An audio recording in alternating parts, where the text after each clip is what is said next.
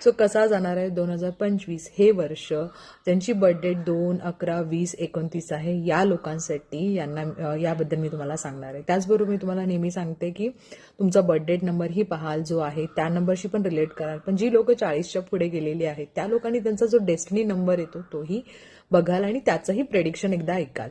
कारण माझ्या मते की 40 नंतर तोही तुमचा तेवढाच ऍक्टिव्ह नंबर होऊन जातो. तर एक लक्षात घ्या, 2 नंबर हा कशाचा आहे? 2 नंबर हा चंद्र आहे. चंद्र हा मातृत्वाला दाखवतो.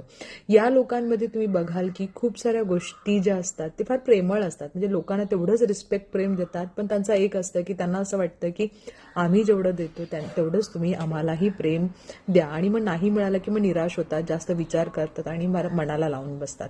यावर्षी 2025 मध्ये दोन वेळा आहे आणि 5ही आहे. नंबर तुमच्यासाठी अनुकूल आहेत, पण एक लक्षात ठेवा की यावर्षी तुम्हाला ना खूप असं जोमानं करावं लागेल, काम करावं लागेल. कारण कधी कधी तुम्ही ना समाधानी होता. समाधानी नाही व्हायचं आपल्याला. जर थोडंफार बिझनेसमध्ये चांगल्या गोष्टी होणार आहेत तर अजून आव्हानात्मक आपल्याला म्हणजे आव्हानं स्वीकारायची आहेत आणि खूप सारं कष्ट करून आपल्याला ते अचिव्हमेंट करायचं आहे.